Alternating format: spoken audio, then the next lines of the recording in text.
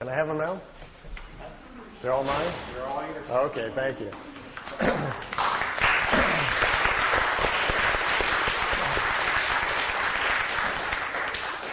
Well, it's nice to be back at Shift with all you fringe people. I kind of enjoy that. I never knew exactly what Shift stood for, so now that I know that it's fringe folks, I feel right at home. I got in, someone asked me a while ago how I got involved in UFOs and what was the interest, and I had to, my mind kind of jumped back real fast. I was standing on the Great Wall of China. So you can do a lot of things and find out a lot of information, and most importantly, you can communicate or send signals directly to creation, the creative source, which is an infinite number of spirit forms just like ourselves, who we all have evolved to the point where they know how to create and run universes, and you sometimes will get answers back. What's the importance of this? This enables you to find truth for yourself. The ultimate learning system. If you have questions about yourself or life and you know the proper symbols and can open the doorways, these things are available to you. Well, imagine Billy, after sitting in this seat, at 7 years old, all this comes back to him. All the language comes back to him so they can communicate with him. And then he steps outside of the craft and is sent back home. He's standing in a forest, 7 years old, out in Switzerland. Craft disappears. He goes back home. For the next few years, his education continues. They challenge him to remember things that have happened to him in his past and so forth, all about himself. So he has a very interesting childhood. Now, most of us, when we're 8, 9 years old, we're working on spelling between the lines and figuring out, 4 times 3 and so forth, and doing our painting projects. Billy made it through the 3rd grade. And at that point, one part of his mind was still learning math at the local school, and the other part of his mind is being crammed full of all these very high, sophisticated technical things that they want him to learn.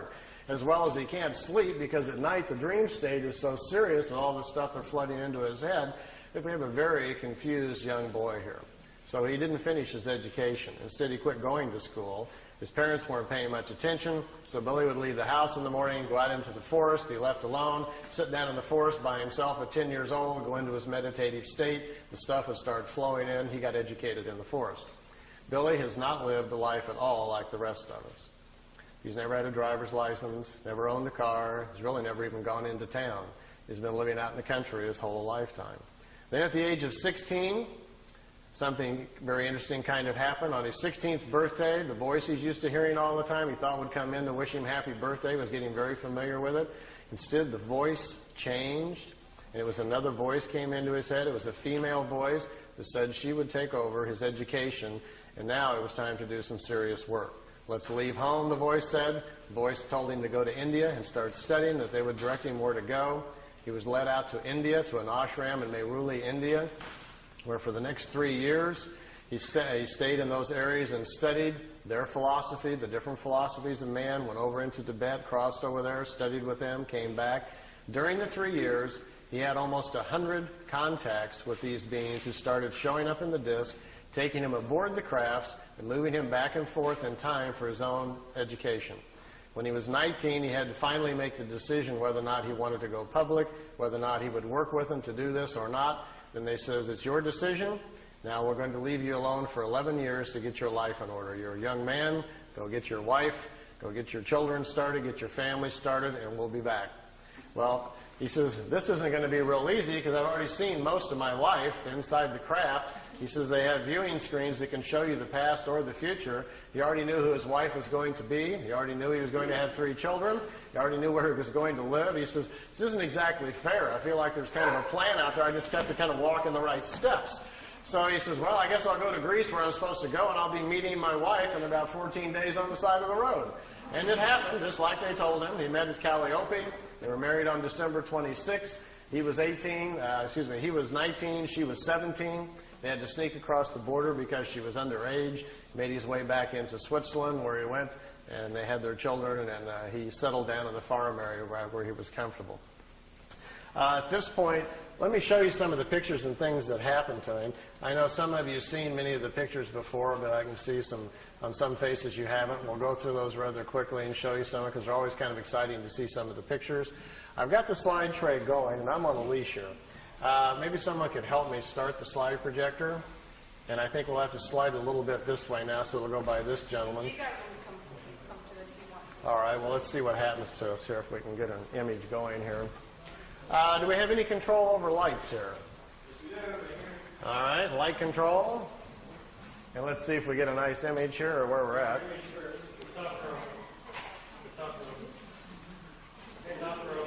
Top row up above. There we go. Well, we can kind of see them. Let's see. This light here is kind of getting on them, huh? How about if I kind of like this? Can we see okay? Now imagine if your young childhood has been like this and you've been in India and you come back to Switzerland where the rest of us in our normal life are, just getting our jobs and going to college, and instead you hear the voice in your head again. It says it's time to come out and start the meetings again, and the voice tells you to bring your camera this time, we're going public. And you go out to the location they direct you to, this thing flies in, and this is a shot from, I think, his second or third contact. We're January 1975, out in the middle of the forest area, about an hour east of Zurich, Switzerland, and this dish shows up. Here's one of the older pictures taken in India back in 1956. Mehruli. He's only 19 years old, and they're picking him up in this disc and trying to educate him. This is his home where he lives now in Schmidruti, Switzerland. It's about 7,000 feet up in the hills. I took these. I stayed there for several months in the summer. Every night after dinner, I like to climb up on top of this hill because it's so pretty and just look out over the valley.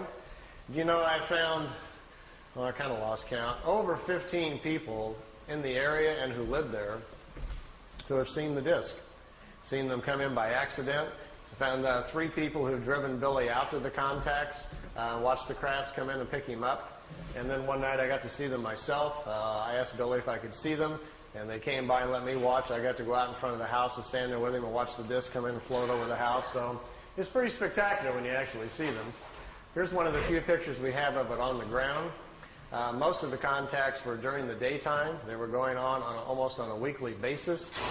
Billy would get this familiar cooling sensation. He'd hear the voice in his head telling him where to go.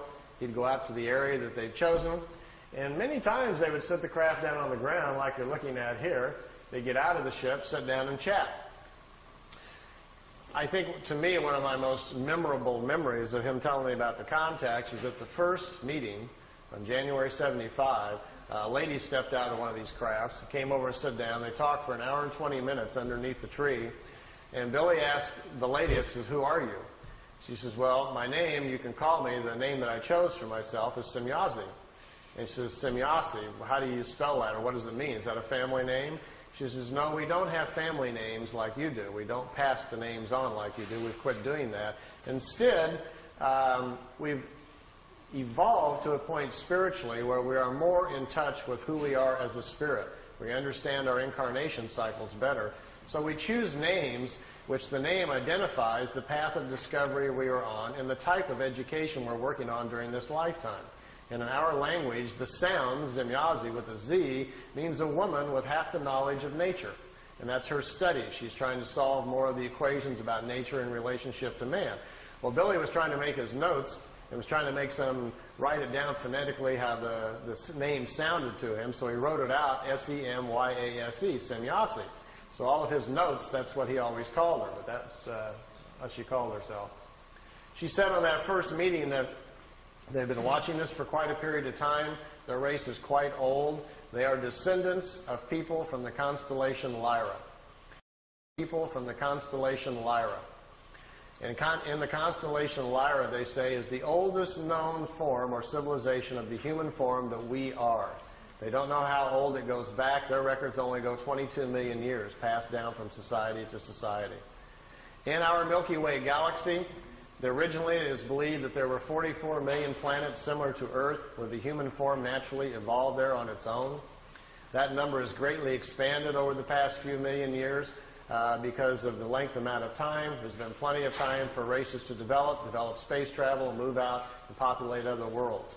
The ancient Lyrians from the constellation Lyra apparently did this a lot, populated thousands of different worlds, and because of their seeds, we have a large human population, they say, in our galaxy. The history of Earth goes something like this. The ancient Lyrians came here the first time back about 22 million years ago. None of them stayed here. There was human life developing here naturally at the time. They didn't return again for a long period of time. History really picks up about 386,000 years back. At that point when they returned, 144,207 Lyrians came here to hide out from wars that were going on in the constellation Lyra where they lived. You may have heard that number before. It is presumed to be the number of light workers which will restore the earth back to a spiritual path. Well, it apparently refers to these ancient Lyrians who came here to hide out. When they came here, after they'd been here for a short period of time, it was discovered that they were here. They came from the home planets, found them here, took their ships and their technology and stranded them on Earth, leaving them here so they couldn't return back to Lyra. In doing so, all of them lived their lifetimes out, passed over, and their spirits passed into the other side around Earth. They were stuck here. They say historically that's how the white genetic got to Earth. The original Earth humans were the brown skin race. The Lyrians brought the white skin race here. 2/3 of the white people on planet Earth are of Lyrian or Vegan descent. The other third of the white race they're not sure about. It comes from too many different areas. They can't figure it all out. The Asian genetic on Earth is the oldest in incarnation cycles. It's 5 to 7% older, they say, than the rest of the people here on the planet. From Sirius, we had a black race come approximately 20-some thousand years ago, a very highly developed one, brought that genetic here. We have a blue skin race that lives underground. They don't like sunlight. They have a slight blue tint to their skin.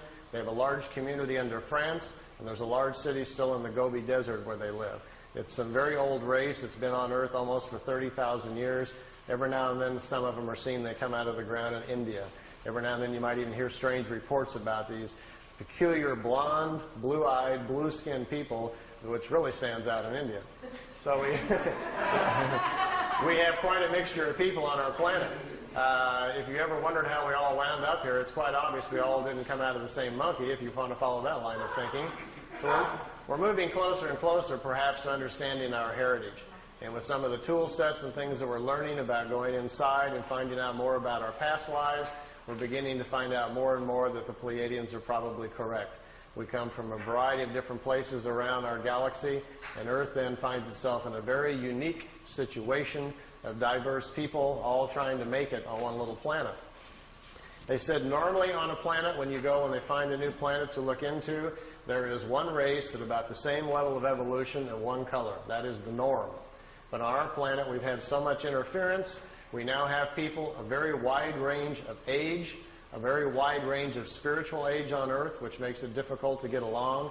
You have a lot of very old spirits who can't get along with the young, and vice versa. Our biggest problem, they say, is overpopulation. Imagine for a moment I handed out to all of you some glasses. Remember those 3D glasses in the 3D movies? Well, imagine that I gave you some that allowed you to see spiritual energy. Suddenly you didn't see physical bodies any longer. You just saw the individual spirit.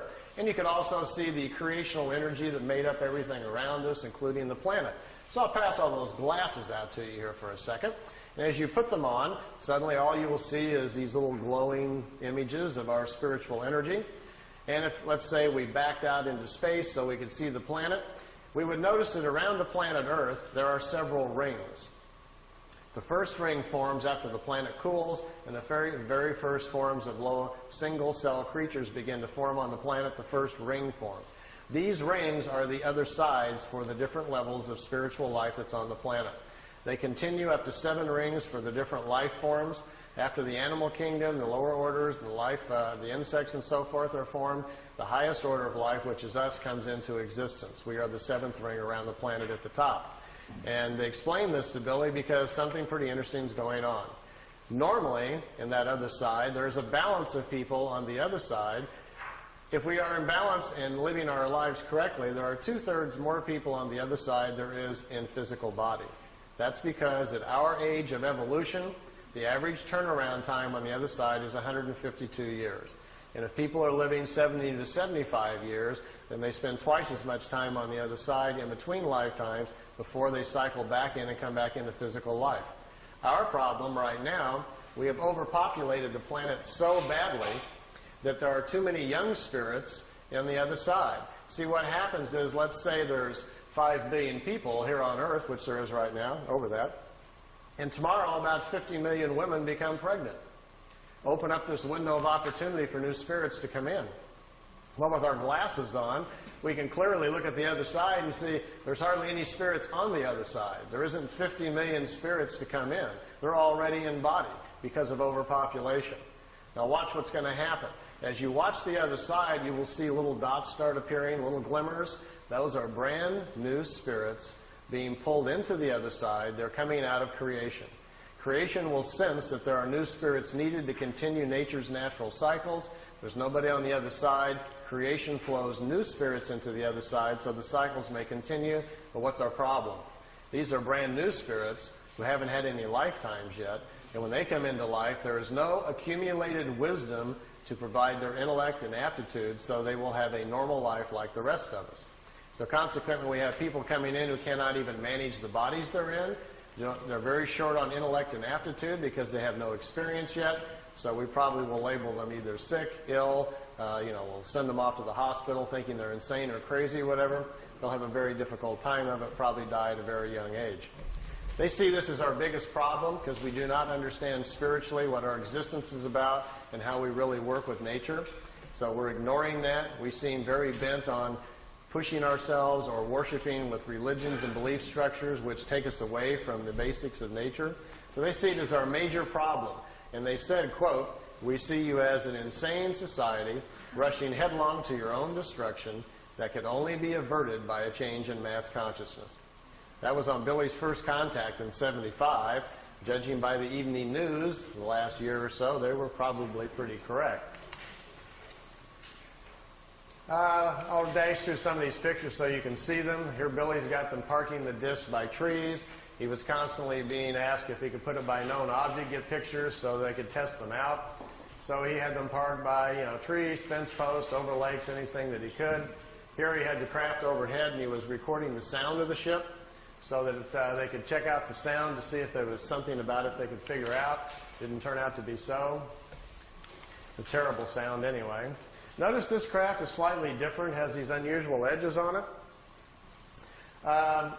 If any of you have any contacts, or tonight you're driving home after listening to all this fringe information, and you hear a voice in your head and it says, look out your window, and you look out the side of the car, and there's driving home after listening to all this fringe information, and you hear a voice in your head and it says, look out your window, and you look out the side of the car, and there's a white light following you, and the voice suggests that you stop the car and get out, and you find yourself slowing down, and you pull the car over the side, and the voice says, would you like to, they'd like to meet you.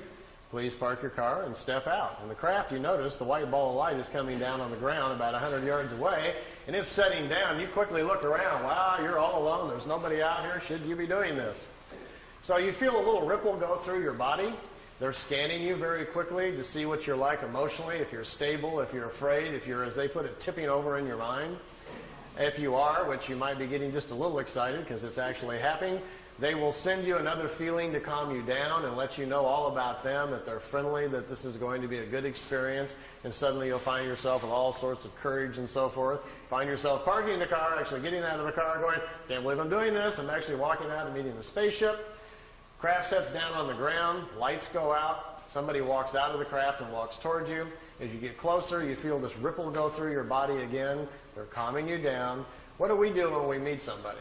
We generally ram out our hand and shake hands, don't we? And then we shake and we get a feel of that other person, and then we check them out physically, look at their eyes and so forth. And we size each other up very quickly to see whether or not we're going to be comfortable with them. And we make a quick snap judgment about whether or not we like this person, and et cetera, et cetera.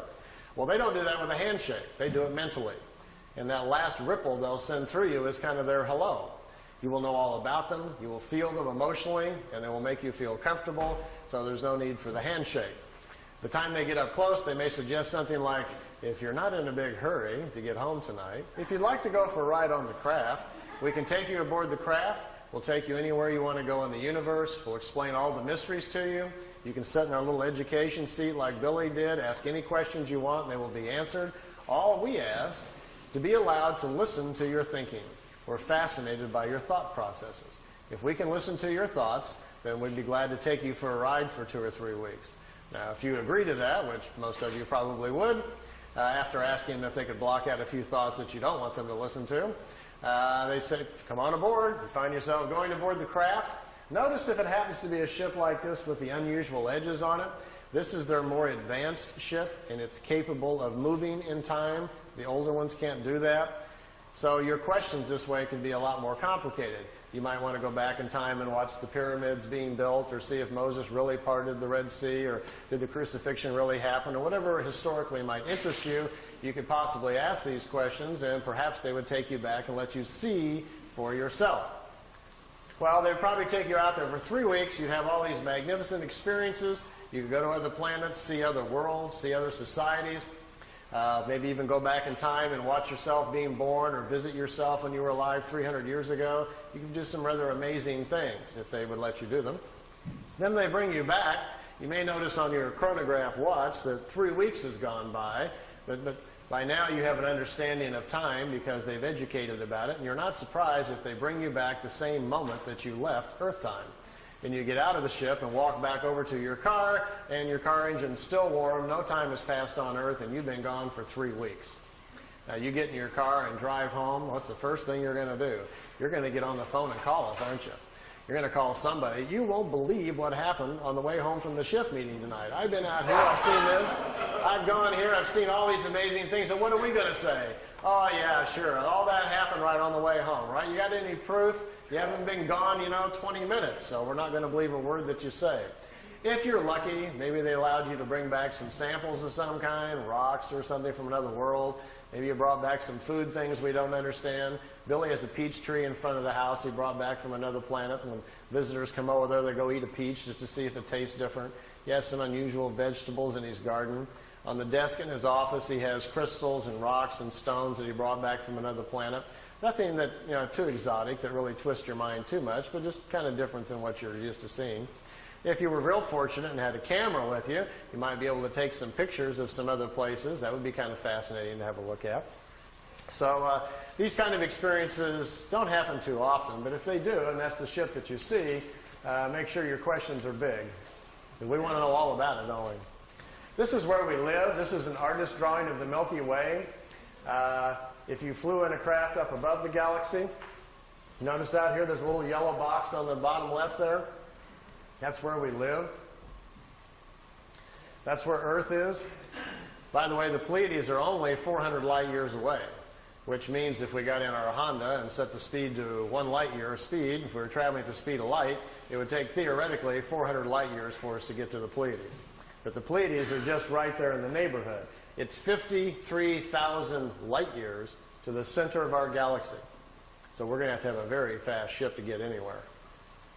Even to get to the Pleiades, who's got 400 years, to get there? If we have time and you're interested, the theory of the crafts, how they work, how they dematerialize them, and how the power system works.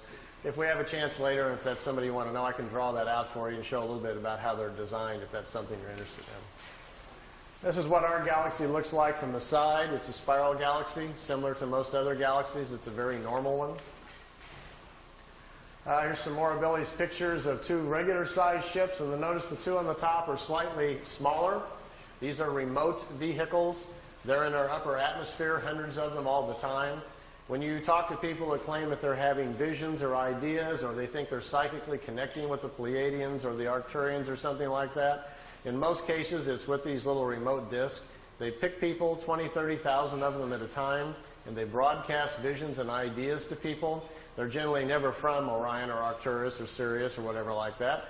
They find out that people are far more interested in listening if they think they're making a connection with a far-off ET than they are with a metal disc that happens to be a mile over their head. So understanding our mental capacities, these little remote discs fly around the planet quite oftenly, sending out their ideas and visions you pick up in sleep and listening to your thought patterns. They're intrigued with our thinking, they say, because they've discovered that the average person on Earth can live 75 years and spiritually only grow 6 or 7 months.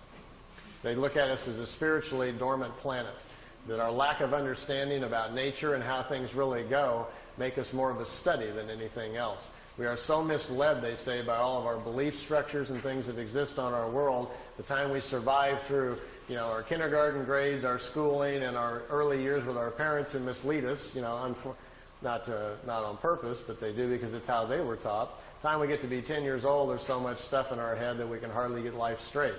Well, you all know how that works. You can't wait to get out of the house and go out, and what happens? By the time you're 30, you run off and go to an S meeting or something to figure out what's wrong with you. Then you maybe go to a psychiatrist, or you come to a fringe meeting like this, searching for answers. We're all trying to figure it out, aren't we? And usually about the time you get to about 40 or so, you kind of getting a handle on everything and figuring life out. By the time you're 50, you got it nailed, but then, you know, you're going downhill, and gee, you wish you'd have known all this when you were 18. So our problem is we just need to live a lot longer, don't we? If you did have a craft at your disposal and they picked you up, you might want to go visit some of the other planets. Here, Billy took a picture out the window. Right here is the top of a disk right in front of him, and there's another one up here. There was 3 craft. They took him to Venus, let him take a few pictures. They took him up to Mars, let him see that. They took him up to Jupiter, let him see the red spot, and brought him back. It took 2 hours and 35 minutes for the trip. Here's another picture out the window.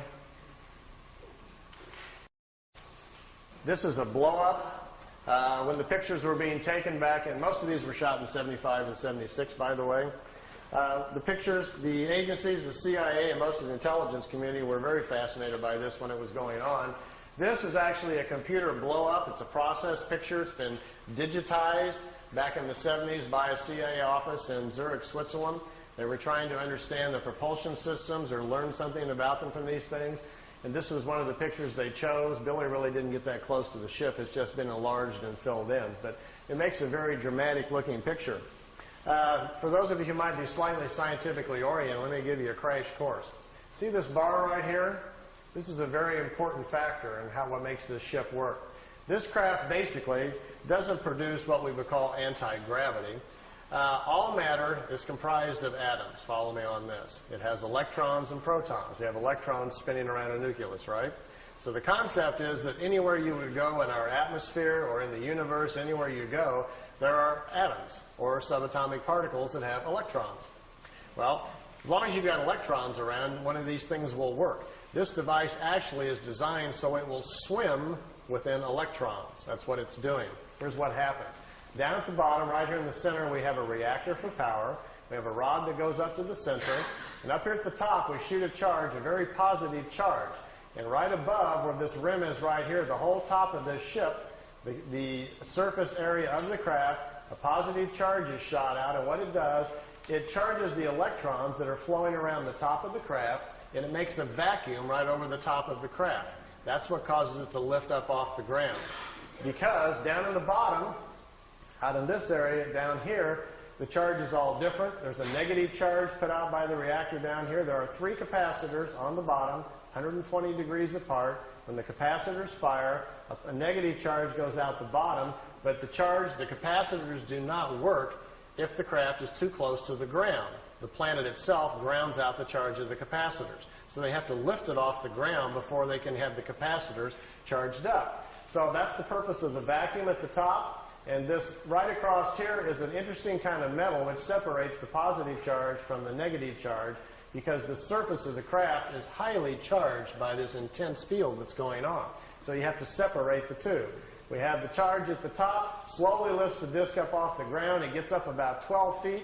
The capacitors down at the bottom, there are 3 of them in a triangle form down at the bottom, charged up. As soon as they kick in, the flow of electrons then moves down the side of the ship, gets out to the edge, and electrons have a very peculiar nature. They will not turn a corner.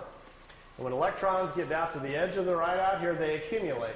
And this accumulation, as soon as the charge gets high enough and they accumulate to a certain point, a field goes all the way around the craft, and that's what you see glowing at night if you see a disk. When the field gets up to a certain frequency, voila, we've got propulsion. The ship is then isolated within its own gravitational or magnetic field, and at that point, basically, the bottom of the ship is chasing the top of the ship, which is in a vacuum. And you've got a way to move a craft around. Now, if you accelerate that with a tremendous energy force they have within the reactors inside, which, by the way, are no bigger than the size of a football, it's an implosion system with no radioactivity. You can put your hand on it while they work. They're very small. That creates a strong enough energy field that you can move around anywhere you want to go. So if you're thinking of building one, by the way, the more of the science stuff, how to create the charge, the voltage that you need, and the other things are on a website I put on the web. If any of you are interested in that, I'll give you the address later on. You can dial in and read the whole thing, and perhaps you can build one or something. If you do, bring it to the next shift meeting, and we'll all go for a ride. This is Billy, some landing tracks. You can see them down here, the 3 landing tracks where the craft sit on the ground. It's kind of reminiscent of crop circles, isn't it? Here Billy's got his tripod out in the foreground, and the crafts are off in the background.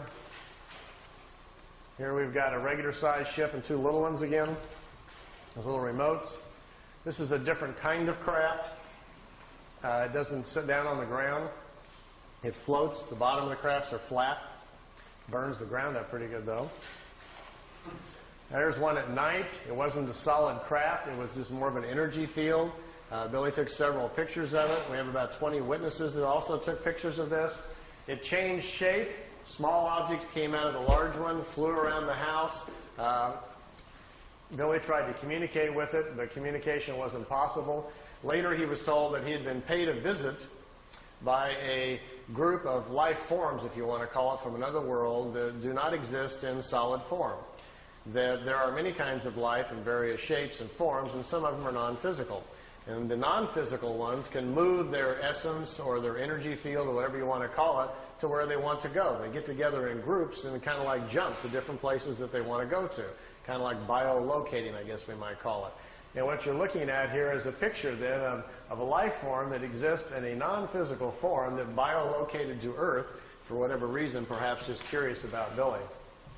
These are the last photo sessions taken in 1981. Billy's got them pretty trained by now to park by trees, as you can see, and known objects.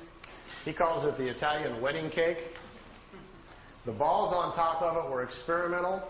They apparently have since dropped that design and no longer needed, but this is a matter displacement device.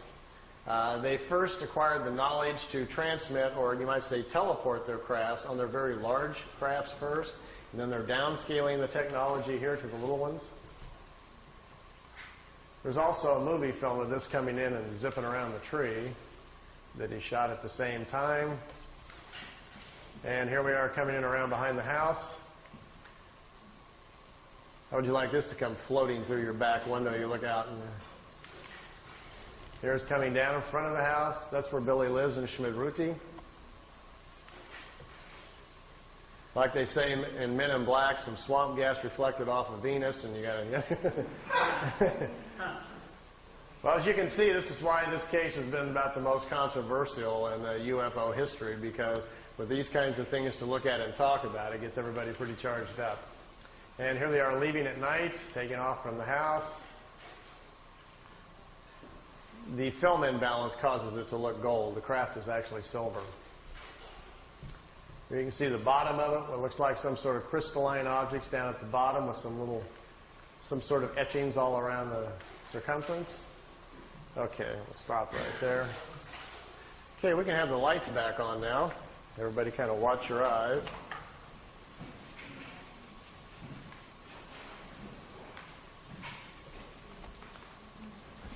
We're back. Meier's contacts went on till 78, ended in October 78. The time I got there, they were pretty much all over. But I didn't go there really to see the ships. My own personal interest really was what we might be able to learn from these folks. You know, it's not going to be that far, probably in the too distant future, maybe sometime within the next 50 years, they are going to land on the White House lawn, or somebody's going to. And we're going to have open commerce with life forms from other places. We are going to meet the family man in the universe sometime. It's going to happen sometime in the future, probably when, after we've gone through some changes and grown up a little bit and got more responsible as a planet, somebody will probably decide, okay, it's time perhaps to make connection with us. These Pleiadians, anyway, say they're not quite ready to do that and think we're really several hundred years away from that before they are interested in any kind of open commerce. And I asked Billy, I said, do that and think we're really several hundred years away from that before they are interested in any kind of open commerce. And I asked Billy, I says, why is that? He says, well, evolution comes into play here. They're a lot older than we are. They're still physical. They still have children like we do. They still have to eat, but not very much. They only sleep perhaps an hour or two out of each 24-day cycle. They don't eat prepared meals any longer. They've extended their lifespan now up to about 1,000 years. So they're living in a much different kind of society, as well as the main difference, he says, is their mental. He says talking to them is like interrupting a monk in the middle of meditation or something. And then you find out the monk has an IQ of 1,000. You don't even know what to say to this person. They're tremendously intellectual. They know what you're thinking before you even hardly get your thoughts together. They are tremendously insightful about our emotions. And they look at us almost, not unkindly so, but almost more like in a lab experiment. Like we might look at, some ants or a horse or something. There's a vast difference between us intellectually and mostly morally. He says they've evolved to a point on their world where they live a lot different than we do. There's this very small population there. There's only around 400 million people on the world. We have 5.5 billion people here. If you've traveled around the world very much at all, this is a pretty crowded place. The planet itself looks like there's nobody on it when you fly up in the air a little bit. But then you go to our cities and we're all just standing on top of each other, aren't we? You think we would spread out a little bit and share the space, but of course that's not good for zoning laws or making money, so I guess we won't do that for a period of time. They have no major cities on their planet because, for one, they don't have economics like we do. They don't have government quite like we do either. They have more of kind of a wisdom system where they find the smartest people in certain areas and put them in charge of certain things. What a concept. Perhaps if we did that. Yeah. Remember 2 or 3 weeks ago when they were trying to get us to go bomb Iraq again and there were all the signboards were out in front of the White House? Somebody was holding up a sign which really summed it all up for me. It said, "Smart bombs, stupid leaders." And I said, that is the sign of our times right now. They're on the media trying to convince us to go over there and bomb a bunch of people and kill them again, And most of these people that are going to die, we're not at war with these people. They're scrapping for a living over there trying to feed their children.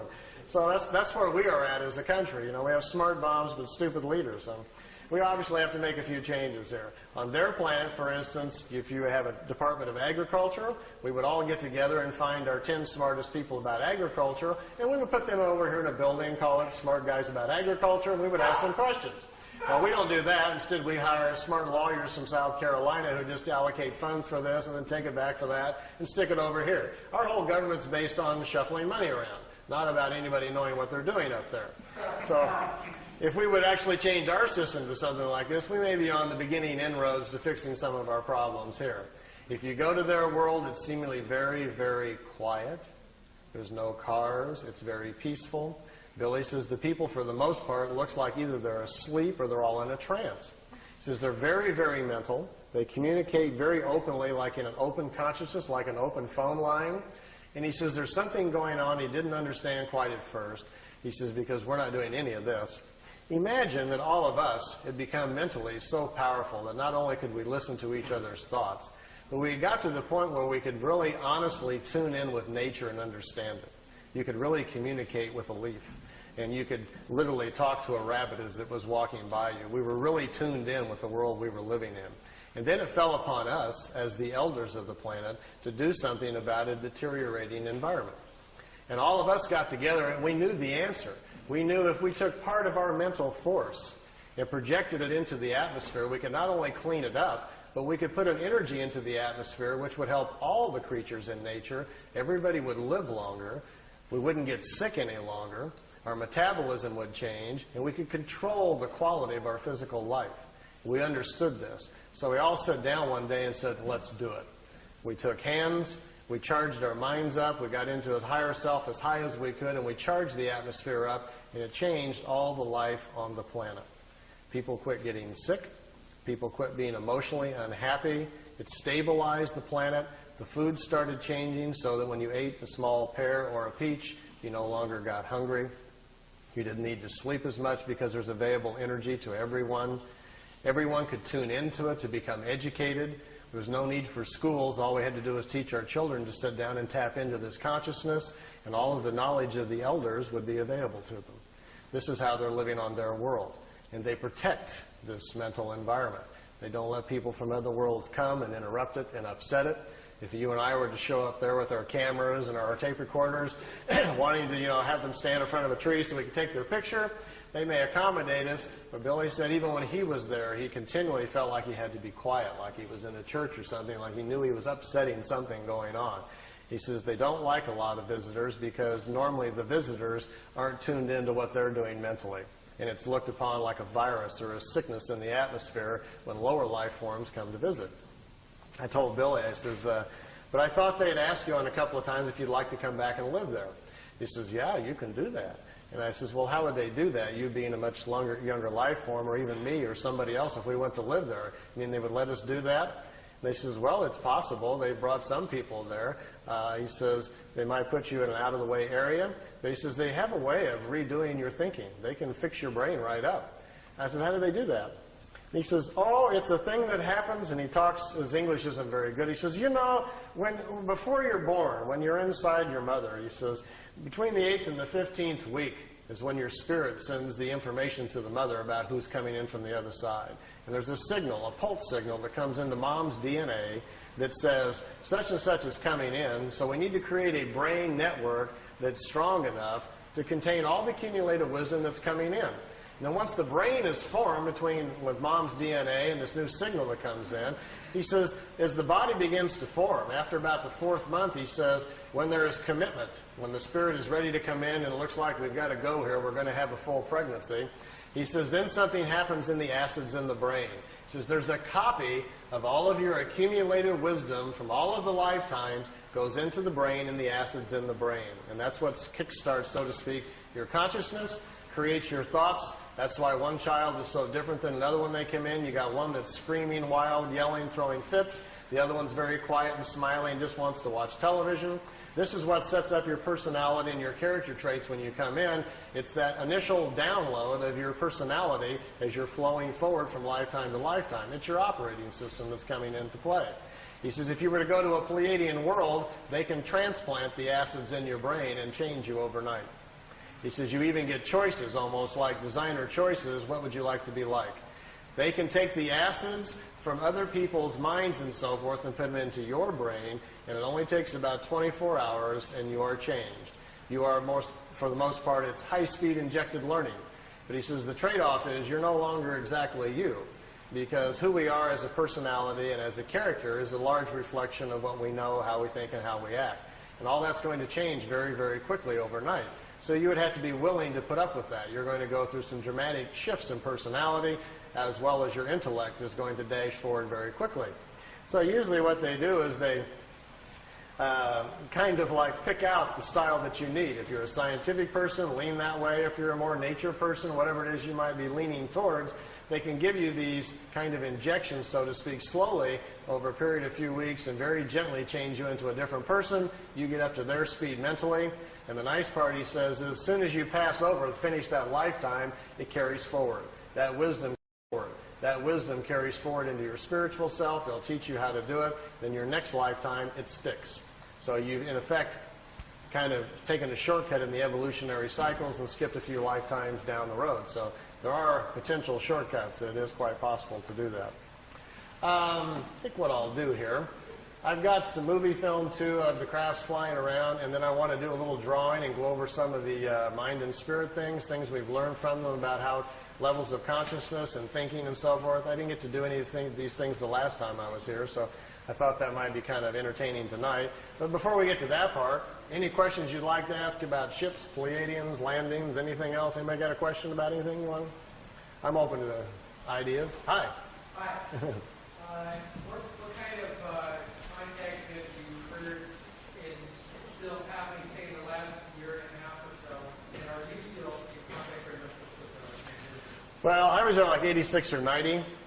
Billy's, all these pictures were taken 75 through 78. The last photo session you saw, that last ship was in 81. After that, he has had a few sporadic contacts, but not much of anything. In 80, when I was over there, Billy told me they weren't coming by anymore. He was not having any more contacts. He would have what he called social calls, where every now and then he would feel them in his head, or they'd talk to him in his head. You might see the disc over the house for a few seconds. They would just kind of check in on him. But the organized, ongoing contacts for his education and our benefit were all over. They weren't going to do that any longer. They'd stopped doing that part. While I was there, I did get to see ships a couple of times. In the last 2 or 3 years, the people that lived there at the house with Billy say that he's had a couple of more contacts, and they've been written down in notes. I've read them. Frankly, I don't believe them. I don't think they're written by Billy, for one thing. I think people around the house who have more of a vested interest financially are trying to proliferate the contacts.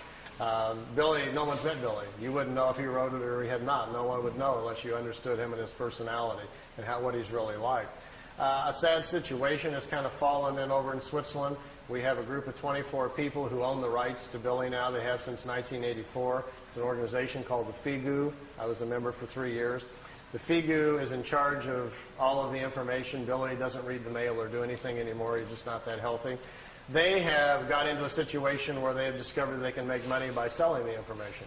And now it's $10,000 for a franchise fee if you want to start a FIGU study group, and $680 a year for members to pay dues to mail over to Switzerland. And when they found out they could get into that and money started coming in, things have shifted. So we have a situation where the human element has come into play, and we don't have this, warm, cozy little spiritual environment over in Switzerland any longer that used to be there 10, 15 years ago. So it's become kind of a machine now. It almost seriously borders, I hate to use the word cult, but they've gotten so closed-minded about things that it's going that direction. They're no longer open to other people's interpretations. They're mad at everybody, and it isn't a real healthy situation any longer. I kind of gave up communicating a couple of years ago. All I was doing was getting into arguments with people. Either they're mad that I don't come over anymore, or they're mad I wrote a book, or they're mad I'm doing this or that. And it's not why I went there to begin with. I was just a traveler on the road, stopping for my own personal experience and education, much like you go to the pyramids or the Great Wall. You go to benefit yourself and to learn and keep moving on. And they were mad at me for stopping in and moving on. I resigned from the group in 1990. I wasn't mad at anybody. I just didn't want to be part of this group attitude any longer. I started getting nasty phone calls just because I would talk to other people and they didn't want me doing this or that. And I said, this is getting really out of hand. I said, I'm not a follower type, quite plainly. I'm a road traveler. I'm a troubadour, if nothing else, or a vagabond. So you got the wrong guy to try to control and put the screws on. So then they sent me like a 5-page contract to sign that I wouldn't talk to anybody and only do what they told me and blah, blah, blah. And I just kind of chuckled and laughed. That was this last-ditch effort of a desperate group. So I made a nice videotape, sit down in the living room, thanked him very much for the experience, but resigned from the group, and thanked Billy for the experience, and I haven't been back over there since. So I'm just still going down another road, still looking for things. Anything else you want to chat about? I did at Billy's, and they were in such an unusual way that it sounds pretty strange. I can't do it on my own. When I was young, my mom was part of what was called the National ESP Board in the 60s. We had a guy named Harold Sherman, Little Rock, Arkansas, was teaching the government what ESP was.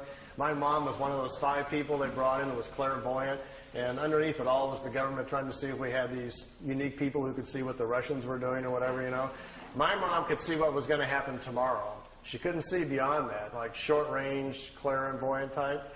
And because she could do things and was very into it, at an early age, my mom taught me all about the crystals and floating things and where the different areas of your mind are. So I knew a few things when I got there. And Billy recognized that right away. And when he did, he says, how much do you know? And he sat down, we began to talk, and I found out he knew a lot more than I did. But I understood the basics of it. So he says, try doing this. And he would give me some mental gymnastics to do with symbols to see how strong I was. And then I would get in the pyramid to try it to see if I could cause things to happen and so forth. Well, I got to a point after a little while that he would say, well, I'll meet you tonight. You go to bed, and I'll give you the symbol to use, and I'll meet you, and we'll go aboard the craft. He says, okay. So I would go do my breathing things I was supposed to do, and I would invoke the symbols and lay down, do my thing, and get into my blank mode. And then I would hear his little bitty voice, hello, Randy. And the first couple times it happened, I jumped up. I thought he was at the door. It kind of spooked me. But he wasn't at the door. He was up there waiting for me. Billy gets out of his body as easily as you and I walk out the front door. He gets out of his body, and then he came to get me.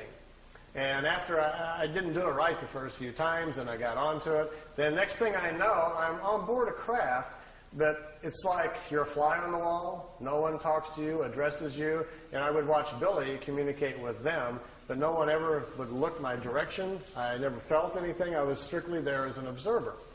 And I don't know how he actually did it, but I can't do it on my own.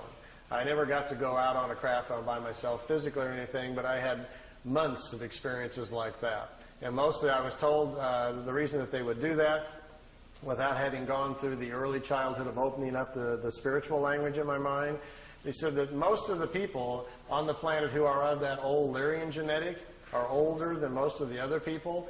And if they are, buried inside them already in their spiritual side are the old memories of the Lyrian lifetimes.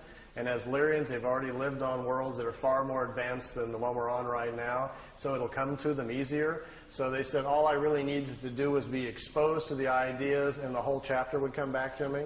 So that's kind of what happened. And with me, Billy would just give me a few things and kind of grin and says, "You got it?" And I'd say, "Yeah." He says, "Go outside and figure it out." I'd go sit down and think about what he talked about, and I could walk back in and explain it to him for 3 hours. Stuff just started coming back very fast. So he says, "We don't need to teach you as much as we just need to wake you up. And once you're awoken, then you can go do whatever you want to with it." So that's the kind of context I had. Yeah? Well, when you talk about Lyrian entity or other cultures or whatever, aliens, if reincarnation is a fact, I mean, you can't tell what Lyrian, I mean, what do you call them, Lyrian. By walking down the street, because No. the bodies are not going to be all in one. Right. We're all mixed up. No license plates, anything there. No, we can't really. For the most part, the ancient Lyrians, when they first came here, stood out quite a bit. They were 7 to 9 meters tall. They came from different worlds with different atmospheric pressures, so they'd be easily spotted. He says, this is what they came from different worlds with different atmospheric pressures, so they'd be easily spotted. He says, this is what went later on to much of the Greek myth and the folklore about the giants. The Lyrians also are the people who in the past have taken earth people and mixed them with fish and with animals and other things, creating the old stories of mermaids and different things. Those things actually kind of happen. But their bodies, after a few incarnations, will deteriorate down to normal size because of the sun that they're living within. It will come back down. So, no, we can't really. And because we've mixed up 7 or 8 races on Earth that are now even more than ever beginning to intermarry and mix up, there's another big problem, which I'll explain after the break, about how our spirit doesn't go in the right place. We're doing that a lot. We're getting people out of their normal paths where they're not coming in where they're supposed to and when they're supposed to. And that causes problems and puts them within different families where they're out of step and so forth. So there are things that are going on. And I'm going to explain that to you in natural order on the second part here a little bit. Yeah? You get 2 questions. Hopping the Atlantic, what's your current feeling on the Florida connections that you reported a little bit on the past? And if you're still in contact with it or feel good about those connections in Florida, has there been any kind of mental communications that have come through? He's referring to a case I looked into in Miami, Florida a couple of years ago. There was a fellow that came forward, said he was having contacts with the Pleiadians, and had some pretty good pictures. Some of the pictures were good. Some of the others looked very homemade. The pictures that I liked, I listened to his story and put a video out called The Miami Contacts, and as things will go sometimes in life, made a little error there. Tape had only been out about 6 months when I discovered that 3 of the pictures at the end were fakes, and that the craft that was supposed to be flying along beside him down the freeway wasn't a craft at all. Instead, it was a blimp from Virgin Lightships in Orlando, Florida. So I kind of stepped in it there. So when I found that out, I confronted him with it, and things didn't go well from there. They went downhill even more. As I found out, the person who helped him put together the videotape he supplied me came forward and said, well, they cut out the strings on the other part and did video effects. Those were fake. As it came down, it looks more and more like the gentleman had 1 or 2 contacts, the early pictures, which I liked to begin with, and I don't think they ever came back. And after that, I think he's taken, like some people will do, to manufacturing them for personal gain or for personal, recognition or whatever. And since I've gotten to that point where I just told him, left it kind of open, says I would love to examine your case more if you can supply, genuine negatives and so forth and proofs we need to really look at the case. But at this point, it looks to me like you're just manufacturing things and make it up, so I'm not wasting any more money on it until, whatever. So I've just kind of left it open, and nothing's happened for the last year or so. Yeah? Yeah, I used to get into making pyramids years ago. I built some rather good sizes. I had a 3/4 inch copper filling pipe, followed many books on it. That pyramid phenomenon No pipes over there. The size of the plans or what they actually did? The pyramid itself, you can't stand up in it. It's probably this high, and it's solid copper. There's no tubes. It's a solid copper frame. Really, the solid ones are the only thing that really work. The tube ones are very, very mild, and the effect is not very strong. But the dimensions are same as the Great Pyramid, the standard pyramid geometry. It's a four-sided pyramid, just like the Giza Pyramid. The top of it, though, has a little device on it. It's an accelerator that accelerates the mind waves. So when you meditate stronger and deeper quicker. So you're out of time within seconds. You don't know where you're at. And you're not allowed in it unless you have the buddy system. Somebody has to watch you go in, and the timer's put on, and they watch you. I wasn't that good, but a couple of the people there at the center float when they get in. After about 10 minutes, their bodies get to such a high state, they start twisting, and they're just turning around in the air. And they have to be on a timer to bring them back down. They watch their bodies so they don't fall on their head and things like that. But some of them are quite astute at it, much like the people in the East are at it. The accelerator is no longer there. It was taken from Billy. The Pleiadians took it back. They made it for him and provided it.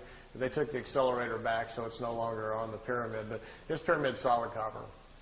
But it's all the walls has like a little entrance. Yeah, you go underneath. It's copper, right? Yeah. Yeah, you crawl underneath, and you come up inside of the pyramid and sit down on your little pad and get into position so your head's 2/3 of the way up, the critical spot there where the waves come in.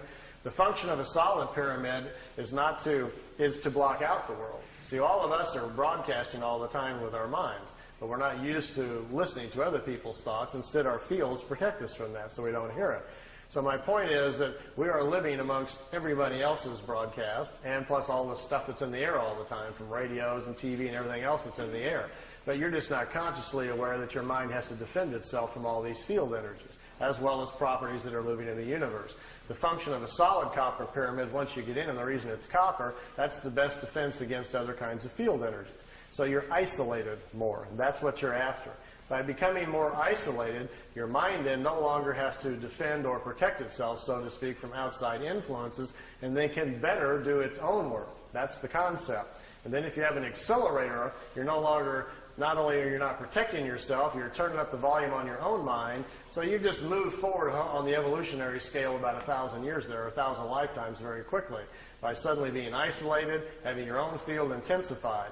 So there's a whole process Billy puts the people in the group through to learn clarity of thought, power of observation, to see things clearly. He doesn't let anybody in the pyramid who emotionally is out of balance, is prone to fears, anxieties. You have to learn to control all that before you're even allowed in it. So it's a whole system of mind and thought, which I'll go over with you a little bit on the next section. And once that's obtained, then you're allowed to use the pyramid, and then who knows where you're going to go from there or something. Yeah. No, I never floated around. I'm not that good. But yeah, over here.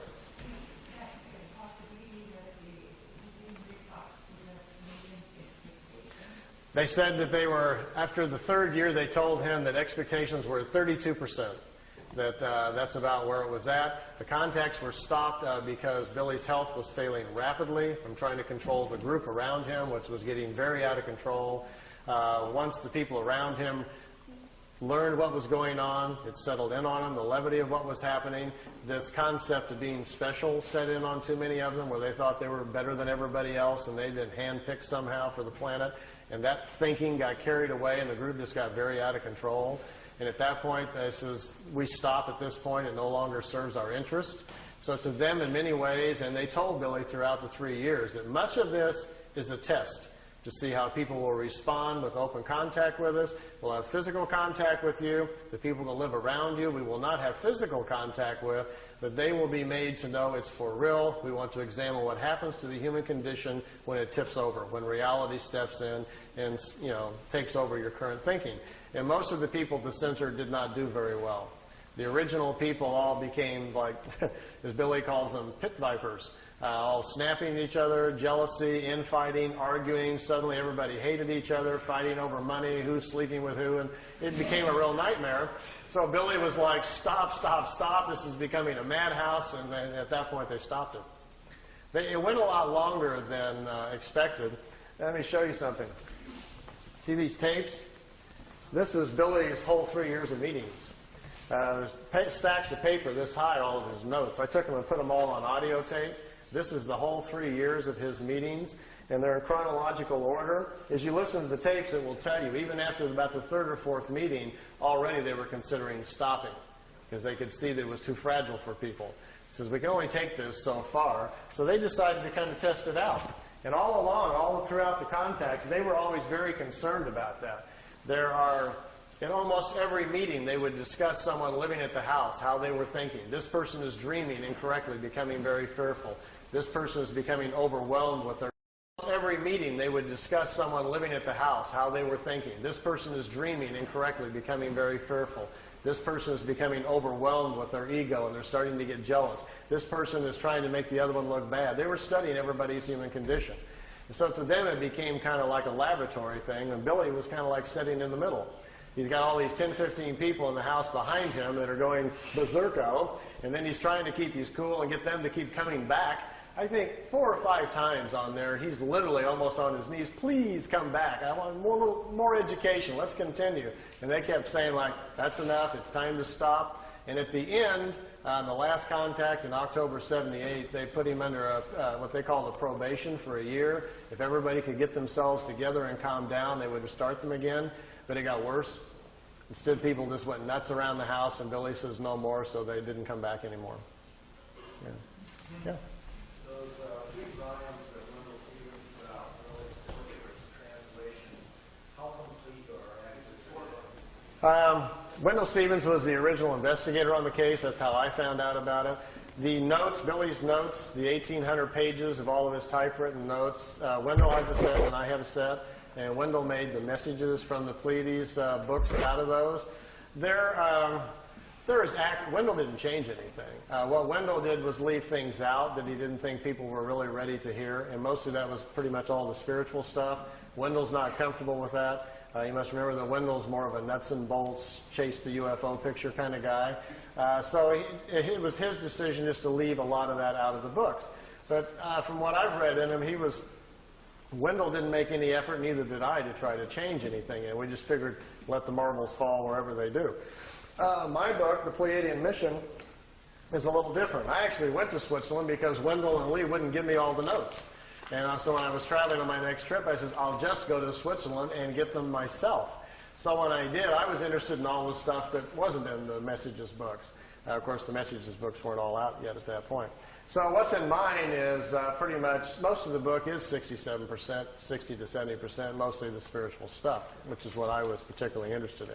The book isn't about the UFO case. It's about the Pleiadians, how they live, why they came here, all about Earth, our history, what a creation is, what a universe is, all about the incarnation and the cycles and everything. These were the things, the questions that I had, and that's predominantly what's in my book. So your book is your book a summary then? Yeah, in my words. Yeah. And I think in some ways, not to put Wendell's down at all. I'm a big Wendell fan. I love the guy. But my book is probably more accurate at the things I talk about than his, because Wendell wasn't interested in a lot of those things. Wendell felt obligated to put it out, but didn't care that too much about it. And there's a lot of places in Billy's notes where things are not explained well, and they just didn't get it right. And then later on they fixed it, and Wendell didn't know about that. So Wendell didn't take the effort really to, look into things that much because he wasn't that interested in it. Of course, reading translations or exercise at I've got one set of them. I used to make sets of them every now and then for study groups. People, the whole pile of them. Yeah, they were translated by a German student who didn't speak English. So he got a dictionary and transliterated it, just word for word without fixing the grammar. So it's as you read it, after you read the first few pages, that you're about getting a headache trying to figure out where the adjectives are. Why isn't the adjective over here? And we don't speak that way. But then you get used to it. You get a flow after a while, and you kind of look at sentence by sentence, and then you start, reading them a little bit better. So the translations are lousy. The first 3 books of the 18 books I had translated in beautiful English. I paid $2,500 a book to a translator. I was going to do the whole 18 and then put them out on the market. And I just gave up. I couldn't afford it for one thing. And about that point is when I decided to get out of the FIGU, so I just gave up. And I had put the whole thing on audio tape, so I figured that was enough. And then I picked out the more interesting parts of all the notes and put it in the Pleiadian Mission book and stopped there. It's just too big of a task. to do the whole thing. There's also some other books that Billy didn't give me, but which I read over there. There was 2 more books that Wendell doesn't have and I don't have. There's actually 20 sets of the books. But the last 2, there's very little information from the ETs at all in it. The last 2 are all about the people in the house arguing. All the fighting, people were suing each other. One guy called the sheriff on another guy. There's somebody sleeping with somebody's, it's just a big soap opera, and that's why he never released those. He never gave them to Wendell either. It's a real interesting study of what happens to a small group of people in a remote area when something like this happens to them. They were just overwhelmed with it, and the human condition went crazy. So, now, none of us would do anything like that, I'm sure. But yes, I could write a whole other book just on the soap opera of my life inside the FIGU, all the stories and everything. But I'm not so much into the messenger, I'm into the message, so I really wasn't looking at any of that. I went over there for my own self to get educated, and that's all I really paid attention to. Well, let's take a little seat break. I see a lot of people squirming. And men's room this way, and ladies' room is that way. And I'll be at the table. He's down and they're punching everything. You might want to squirm around in your seats just a little bit so you can see the TV. I've got a little extra videotape you might kind of enjoy. I mentioned earlier about those of you who on the way home tonight might catch a ride and get to go see a few things. What kind of food? Meier says he never saw them eat anything but like apples and peaches and oranges, just fruits and stuff. They don't eat. He says in their homes there's no kitchens. They don't make meals. He says basically they almost don't eat. They would just go nuts at a Jack-in-the-Box, I imagine, He says they kind of munch. He says they don't have to eat very much. They eat very small quantities. And something in their atmosphere controls their metabolism. They don't get hungry very often. And they don't sleep very much. They sleep like an hour and a half and 2 hours on a 24-hour-a-day cycle. But he says they're in deep REM within a couple of minutes. They just fall out like they're dead. They wake up in about 2 hours. They're totally revitalized. And a lot of them sleep even less than that. So he says they're far more mental. They've gotten to a point with their own evolution where they're more in control of their whole body mentally. And so things are a little different. We're a little out of control with our bodies. So, what I've got on the tape, I've been up here a couple of times before, and usually I try to bring some new things for every time when I come around. I've got several tapes laying around the house that I've gotten in various places. What's on this tape? And I wasn't going to show the tape of the other planets and the mothership of Jupiter and the dinosaurs and things, but I had 4 or 5 people ask me at the table, so I think it's on this tape. So we'll start it up and see if it's in the right spot. So I should tell you a little bit about what it is. So I know this is a fringe group, but I don't want anybody falling off their chairs there. So. Imagine, if you will, that you did get a chance to ride on one of these, and you said, just as a lark, gee, could you take me up and show me some other planets? And they do, and you start seeing satellites and other equipment around Mars and so forth, and start asking questions. And they tell you, well, there are projects going on your own planet that are already going up to the moon and Mars that they're not telling you about. And these satellites you're looking at and this equipment is part of joint efforts by America and Russia in one group, and also the Germans, the technologists who survived World War II and on their own are already building communities up there. They're way ahead of everybody else. So there's some stuff up here that you're not seeing on the evening news. So I'm going to show you a couple of those things. As well, at one point, Billy asked if it was possible to go back in time and actually see dinosaurs. He was just kind of goofing to see if it was possible. And they says, well, yeah, it's possible if you would like to do that. So the pictures, there's 4 or 5 pictures on here of dinosaurs and of a prehistoric Earth. Like I tell everybody, I can't tell you if they're real or not. They're just interesting to kind of look at. He says he went back in time to a prehistoric planet, that he actually got out of the ship and saw prehistoric creatures. He got back in the ship with his camera and took some pictures of them. So those should be on here too if I've got the tape anywhere close to the right place. And then I brought with me, which I haven't shown in quite a while, just for you to see. It's a few minutes of the crafts flying in and zipping around a little bit. There's several different segments, and we can look a little bit at that. And then I want to go over some of the mind and spirit things. Last time I was up here, we talked about doing like a workshop on the weekends for people who are interested in more of the spiritual stuff. And we're thinking about doing one this Saturday, but that's not working out. So I'm going to go over a little bit tonight about what we do at the workshops, and I'll give you a taste of what we'll do. And then for those of you that are interested, we'll get together with Charles, and we'll come back up this summer sometime when we can get it organized. And then we'll do it on a weekend. We can do it 1 day or 2 day. If we do all of it, it takes me 2 days just to get through everything, if there's enough of you that are serious about doing it. I have my own copper pyramid that Billy made for me that we use in groups, and I'll teach you some meditations, and I'll teach you some of the mind things, different areas of your mind, how to use the symbols and find them. So it's kind of fun stuff if you're interested in following that kind of path, as well as we'll go over some things about the universe and how our cycles, our incarnation, how the rings are formed, and we'll have some fun with that and try some things. So we'll do a little bit of that tonight. I'll go over it just a little bit. So let me see where I'm at on this tape and see if I'm anywhere close to where I want to be. Oh yes, here's Venus. His first flight around our solar system. Here's a picture of Mars.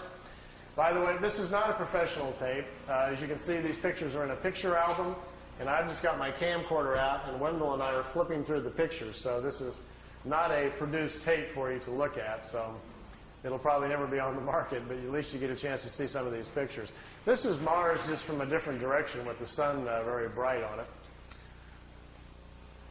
Now, here is Mars, but here's one of these satellites. It's in orbit around Mars, made on Earth, unannounced, and is in orbit. This is the spring of 1976, and this device is in orbit around Mars. I don't know exactly who made it or who put it up there.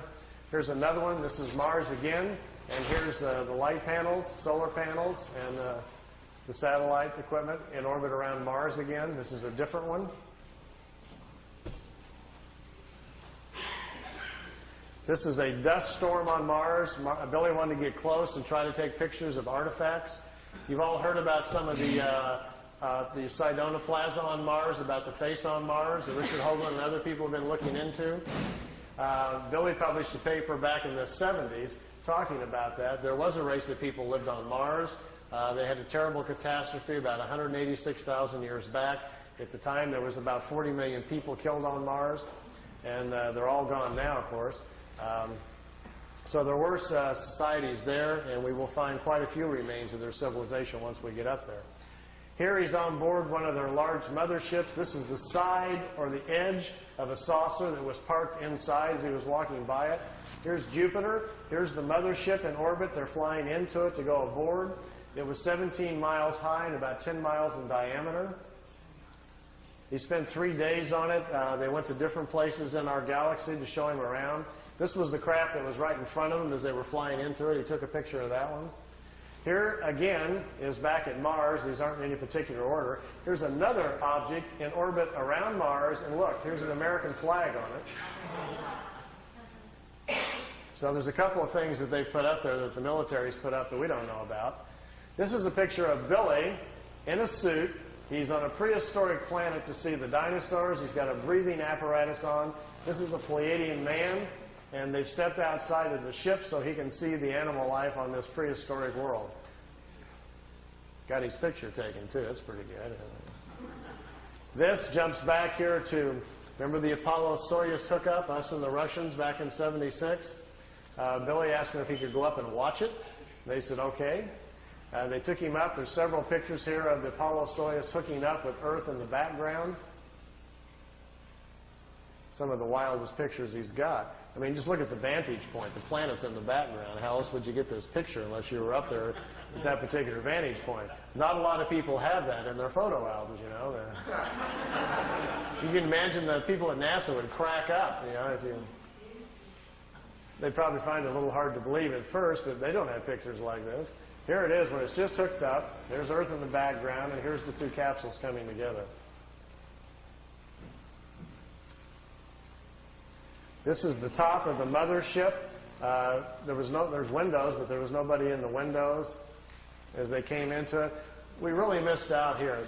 Billy shot, he said, 3 or 4 rolls of film inside the mothership, talking to people and going up and down the halls and so forth. He lost all of the pictures. They were all stolen from him. We've only got 2 or 3 of them left, and they're really practically nothing. This is a prehistoric Earth. They're back in time. That's Earth in the background. That's a moon in front of Earth, and he's looking over the surface of another moon. At that point, they told him there were 2 moons in orbit around planet Earth. We think we're about 60 million years back. Here's another picture over the surface. Neither one of those moons is currently the moon that's in orbit now. The moon that's in our orbit now, they say, has only been there around 5 million years. Look at this one. This is another piece of equipment in orbit around Mars, and it's huge. It's like a space station. And it's in orbit around the planet. It's also from Earth. We haven't heard anything about that, have we? Here's the dinosaur pictures. Billy's back inside the ship, and there's a viewing screen in the craft, and he says he's taking these pictures. Here's our first dino. He's got kind of gold-brown skin, got large hind legs, short forelegs, and a head that looks kind of amphibian, like a vegetarian type. Here's the second one. There's a bird here apparently dropping some food or something. Is that Charles? Charles dropped his food. This one's pretty hard to see. Here's the head of some sort of creature crashing through some bushes here. It's hard to tell. I know it's probably hard to see these anyway from back there, but just the idea that someone could actually go back in time just really gets my brain going. There's a bird. There's his eyes, some pretty nasty looking teeth. And the last picture after this one is the strangest of all. It's a plant that has an insect head. Billy calls it a plantum. They were trying to explain to him how the evolution of different life forms goes. How, for instance, here's a plant life when the plants are the food kingdom of the world. When the plants evolve to a certain level of evolution, then these lower order forms, here's a small head, and this head is part of that plant.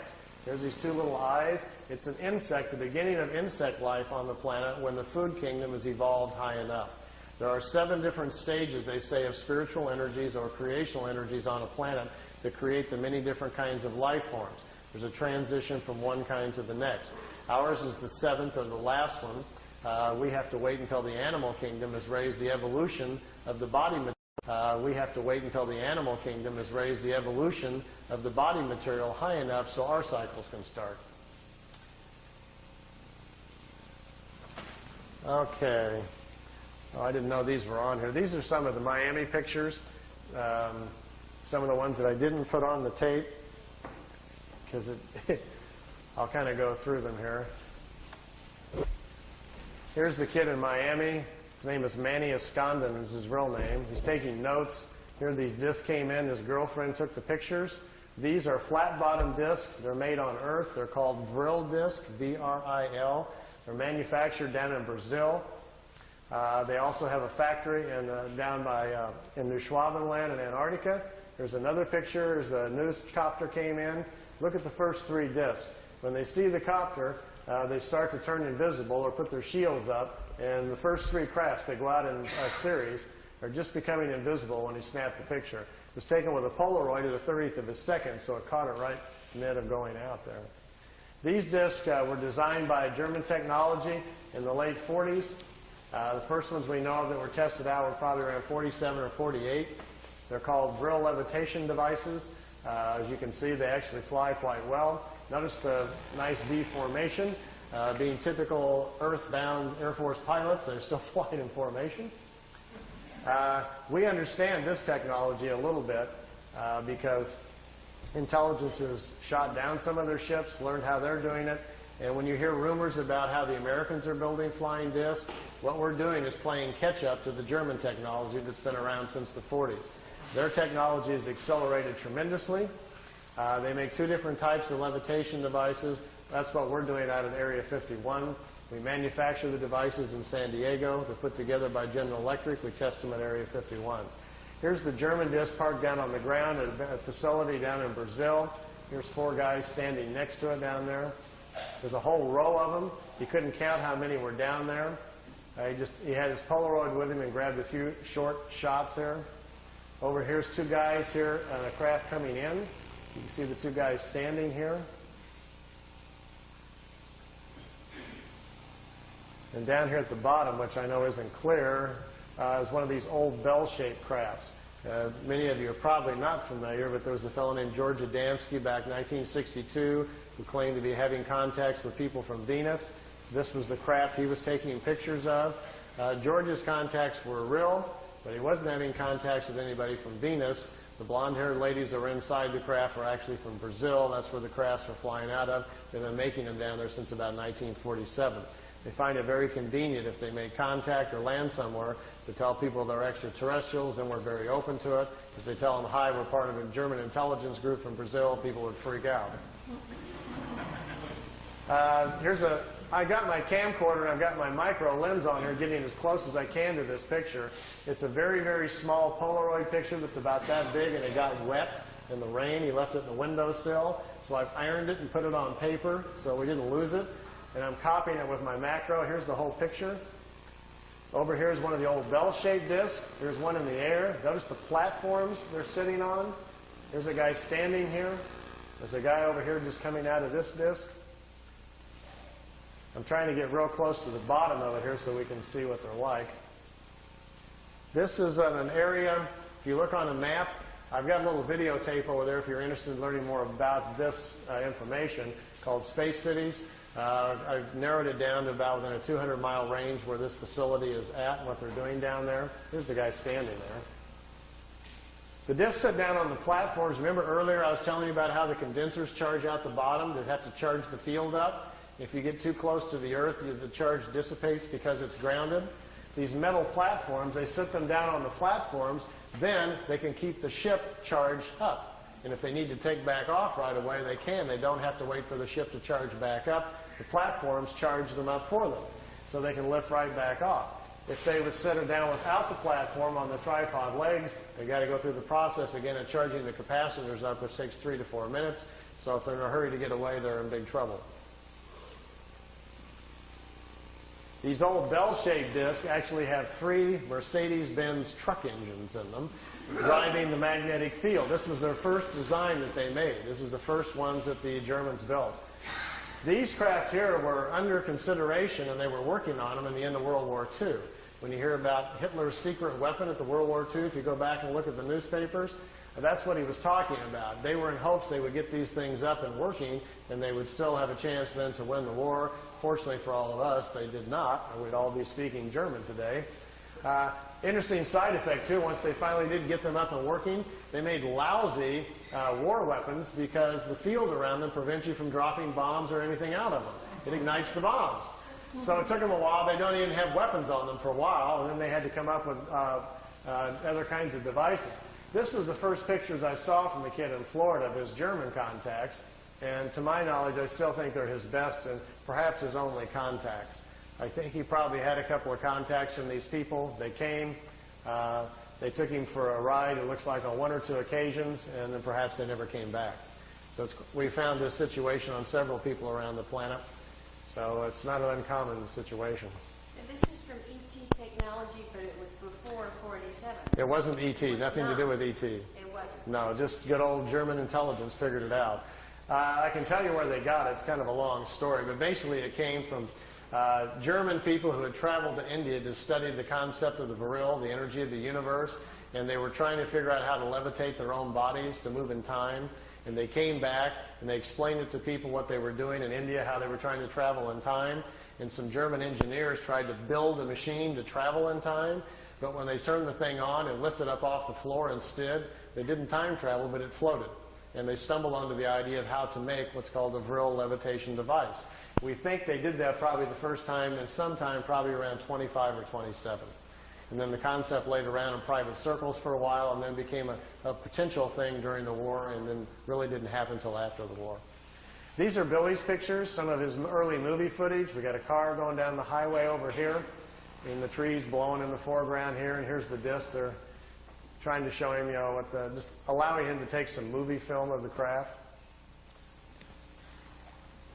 This is a few minutes long, so if you want to ask any other questions, feel free while it's running here. I'll just kind of let it run. You can see they float. The field around the craft that supports it The ship is kind of in its own self-contained environment, so it floats on the gravitational wave, much like a boat on water. And when they blink out, what is the technology there? They really don't go anywhere. They figured out how to make them invisible to our eyesight by controlling the frequency of the field around the disk. It's just a trick. They set the field up to a certain frequency. It bends reflected light. We can't see it. You and I don't see direct light. We see reflected light. Sun bounces off of me, goes to your eyeball, and you see me. This is a demo right here, I think, where it blinks out. If I put a very strong magnet, for instance, between you and I, right here to interfere, you keep turning it up, eventually the magnet will attract the photons that make the light and bend them, and they'll go the other direction, and you couldn't see me, but they can see me over there. But you wouldn't be able to. So that's the basic theory we think they're doing. They've just figured out how to cloak themselves by bending light and causing our eyes not to see it, because they don't go anywhere. They were clear to Billy that the craft is still there. If you're inside the ship, you can still look outside and see everybody else, but they can't see you. And yet we can see objects beyond them. And yet we can see objects beyond them. Yeah. Yeah, they're blinked out, and it'll come back on in a second. Blinks There's in. a Japanese documentary which showed this thing blinking out, and then it showed frame by frame. It showed a green light emanation just before it blinked out. Well, this is from that documentary. Oh, I see. That's where it came from, yeah. Billy shot 9 sections of movie film and gave them to Junichi Yaoi in Japan, and they put together called Beam Ship, the movie footage. Originally it was called, a film came out in Japan called Contact, and then the Contact bombed at the box office. Nobody showed up to watch it.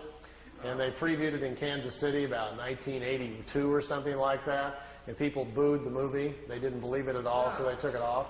And so then it came out on videotape like 7, 8 years later, and all this footage was on it. You know. Nobody was too interested in looking at it. See how the craft just kind of floats? Let me move on down because there's several on here. And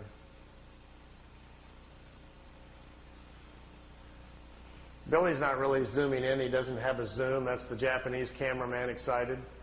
What you're looking at is Billy was in his living room showing this footage on his own movie projector, and the Japanese came over with their video camera in the living room sitting next to him, and they're taping off of his screen.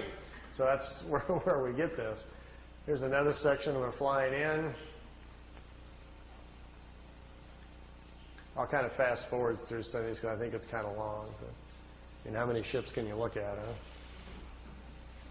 This one's kind of cute because he's walking out in front of his camera, and he's trying to get them to perform some maneuvers, do something sensational for the camera, and they don't understand what he's talking about, and he will eventually get bored and just quit. You know. Then there's the craft sitting out there floating out in the background.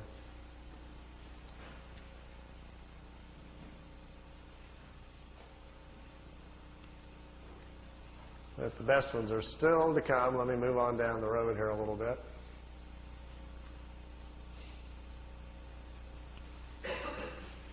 The ones that are made by the Germans or by anyone else on this planet, how far can they go? We're not sure. We think the Germans have pretty much solved the whole problem. From what we understand, they are able even now to, they're going to other worlds. We don't know the distance with which they can go. We don't know for sure whether or not they've figured out how to be interdimensional or not. The ones that we're building are very beginning stages things where the crafts are still taking off with rockets. They get up in the air, they turn the drive on, and then the craft then operates from there. They're not taking off and landing with the drive units. We're a little behind in the technology here. Here's 3 of them out there floating around.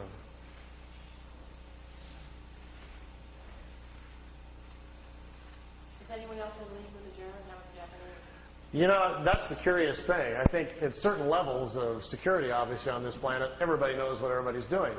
So it's at some point up there in higher levels, everybody knows what the Germans are doing, what the Americans are doing. We don't know. We're the last ones to learn about it. But I tend to think that the Germans have probably, I like this one, that races across and then wobbles. There is some cohesion, if that's the word, between America, England, and Germany, but I'm not sure exactly what it is. I think we've tried to get along with them at some point to get information from them, but the people in Congress know that the United States is not interested in having open contacts with a renegade band of Germans. Everybody's going to yell Nazis and scream, and it's not going to work. Are we dealing with the Nazis? Apparently not. After the war, they were very fragmented, separated, and went their different ways. The group that's building these discs apparently are the ones in Brazil, and the other factories over in Tibet apparently have gone off planet, met ETs, and become very spiritual-oriented on their own quest and don't hang out with the others any longer. So it's not really very clear, but I think in the future that's what's going to unfold, what we're going to find out, what's been going on the last 40 years here on our own planet.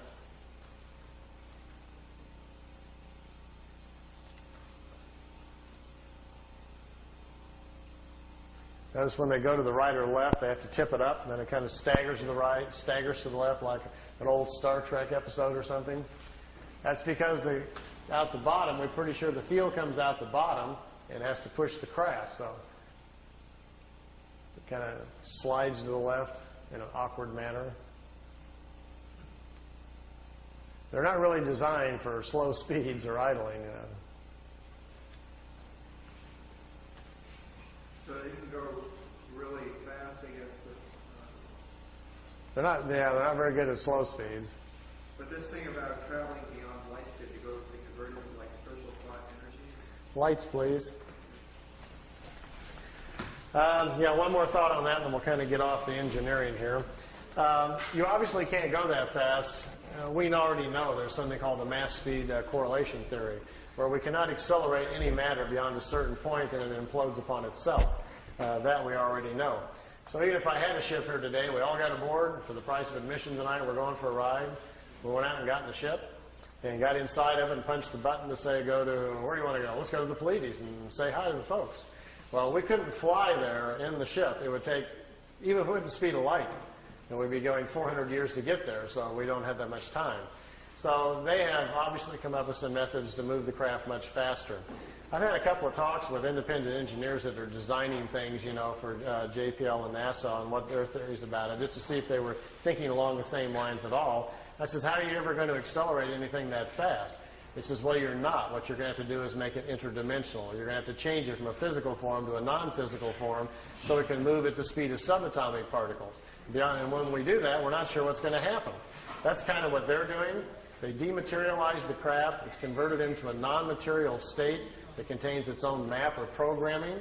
And then when it's in a non-material state, it's no longer in reality, in the three-dimensional world. And once it's not there, it steps out into what scientists generally call hyperspace, which is another reality where material matter doesn't exist. And there, time is different. A single second in the timeless is equal to millions of years in reality. So you can benefit from that, like stepping into the fast lane. And then, if you have correctly included your mapping and parameters within your non-material state on where to go, you can zip up and down the universe then in hyperspace in a non-material form, going wherever you want, and the clock is standing still. They said the idea of folding space isn't real. It's a clever thought, but that's not really how you do it. Space is not being bent or folded. You're just changing your own essence to do this. So then you go to where you want to go, and the real trick is to be able to put yourself back together and stay within the same time frame. Because here's the clue. Once the craft is in a non-material state in this hyperspace, if the particles that you are now existing in slow down, you come back in time. You'll re-enter in the past. If you accelerate the particles relative to the speed at which they started with, you move forward in time. And think about this. If a single second is equal to millions of years in reality, it would take very little of a change for you to slip off millions of years. You get lost real good. They said that the universe is literally full of beginning time travelers learning these concepts. That these secrets are very closely guarded because to understand them also begins to unlock the matrix of the universe and gives you access to knowledges which is very, very dangerous. So they don't teach anybody this stuff. They say they guard it very closely. It's too dangerous. They being the ETs. Yeah. It's not healthy to learn, and they say, until people earn their own responsibility with it. Okay, I got a little drawing board here. It's great.